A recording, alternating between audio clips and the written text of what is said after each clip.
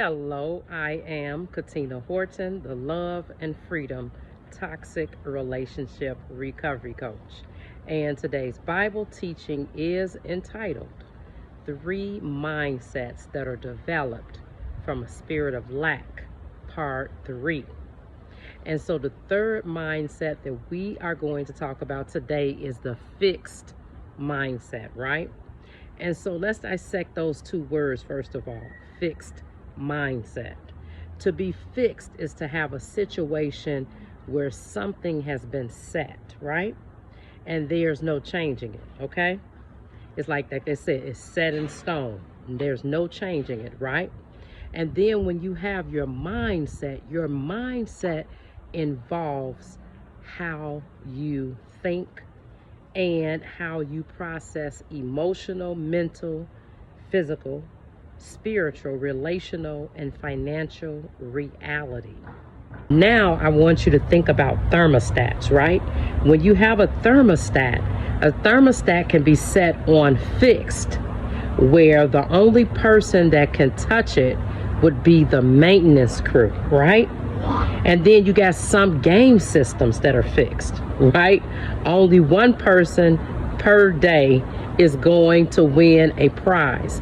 And it makes me think about when my children were little and my daughter and one of her twin cousins got into a little tussle over some plush toys inside of one of those machines where you have the claws and it goes in to grab the toy, right? And you probably end up spending $10-20 and you still don't have a stuffed animal. So those machines, all of those type of game systems, machines, lotteries, etc., all of that stuff is fixed for only one prize a day, 2 prizes, however many the number is. They've set it so only so many come out. And even when people go and they go to gamble or whatever, they win a few rounds, right? But then after that, what happens? The winning stops. It's fixed. But because of the fact that they've won a few rounds, right, they figure, I know if I just invest $100 more, for sure, my money's coming out of this machine, right? And so when something is fixed, that means that there is no changing it, right? But then the thing about it is that what happens when your mindset is fixed? That becomes problematic when your mindset is fixed. When your mindset is fixed, that means your cognitive, emotional, mental processes are not maturing. You're staying the same. You're remaining stuck in a place of stagnancy, so to speak, right? And if you're the type of person who externalizes everything instead of internalizing it, you know for sure you are going to struggle, right? Internalizers naturally self-reflect. Externalizers naturally look to the outside environment and think if they could just change something on the outside, then everything will be status quo, everything else will change. I don't care how good we look on the outside. When we do not do the work, our mindset will not change, right? And so the hard part about a person with a fixed mindset is that if they don't even realize that their mindset is fixed, right? This all comes from a spirit of lack. And at some point as a child, you ended up with the fixed mindset due to what? Due to trauma, from suffering childhood trauma, right? From suffering poverty, from suffering different forms of abuse, etc., right? You learn how to navigate around the trauma, adopt certain belief systems around everything that you say and do around people, around places, around things, around ideas. And this is the way that you have been navigating your whole life, right? And you adopt certain belief systems around how everything, quote, should work, right? And then you've lived your life according to these belief systems, right? You've lived your life and navigated the world, right? Because what happens is that trauma distorts our view of God. Trauma distorts our view of ourselves. And trauma distorts our view of others, right? And so instead of going into full construction to heal, you swore, yeah, I'm good. I don't need to do that. I don't need to go talk to nobody. Why would I go see a therapist, right? No, I'm straight. She only want to know my business anyway. Not realizing that indeed you're not straight, you're not good, and you're not good, right? Because you're what? You're bleeding out on everyone else and trying to what? Force your agenda and belief systems onto other people, right? Because you feel uncomfortable with the fact that they are not in alliance with you and believing the same thing, right? Because they have already done what? They've done the work, right? And so if it wasn't that bad, you would not be full force into making it difficult for every Tom, Dick, and Harry, so to speak, that comes along, right? You would be able to have a full-blown conversation with them. They would be able to have their beliefs. You would be able to have your beliefs, and everything would be fine. So that's one way that you know you're not okay, right? You would also give people more grace, right? We need to be able to give each other grace.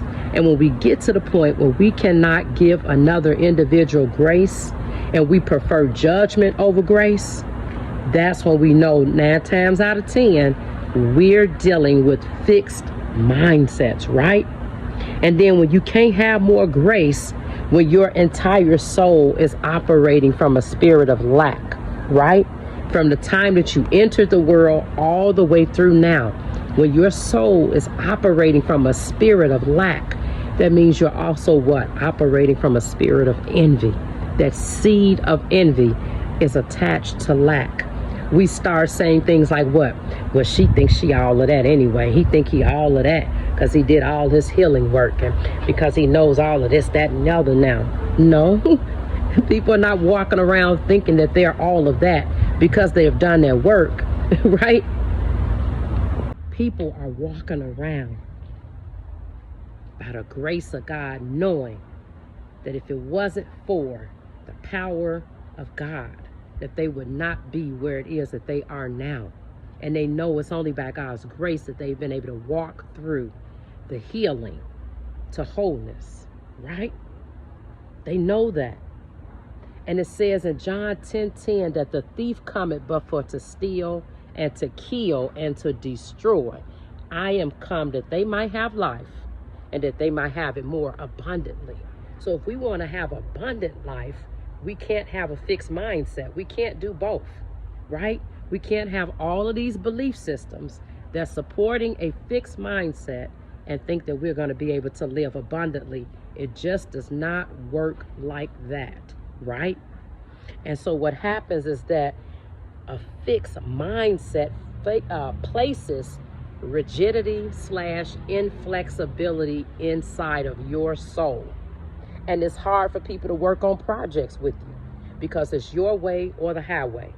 Several people have approached you at work in regards to judgmental statements that you've made about other people, right? Other co-workers, other church members, right? Other ministry and business partners, right? And you've approached them and they've approached you in a godly manner. And then your response have been what? Really, really nasty, right? And they've just tried to get you to understand that we're all flawed individuals.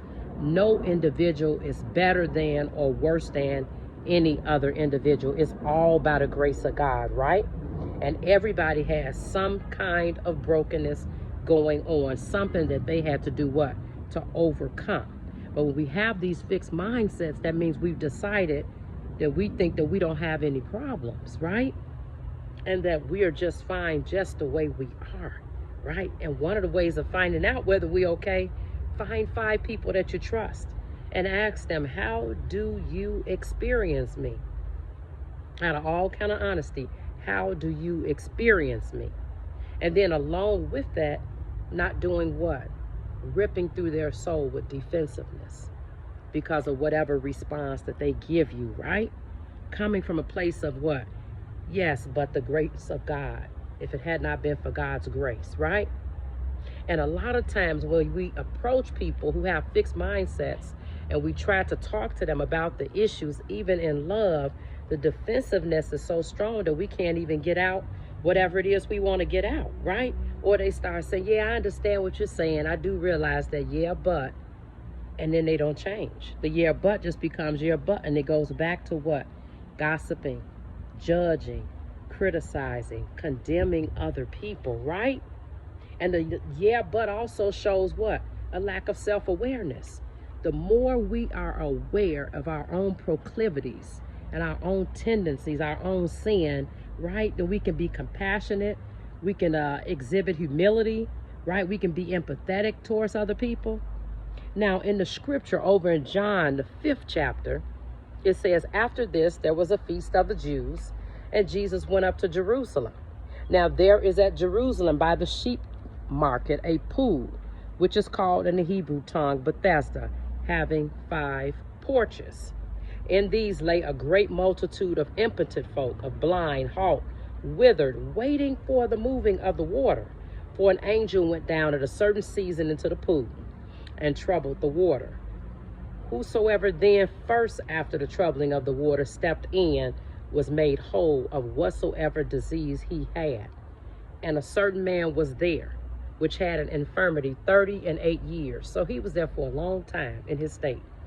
38 years he was fixed.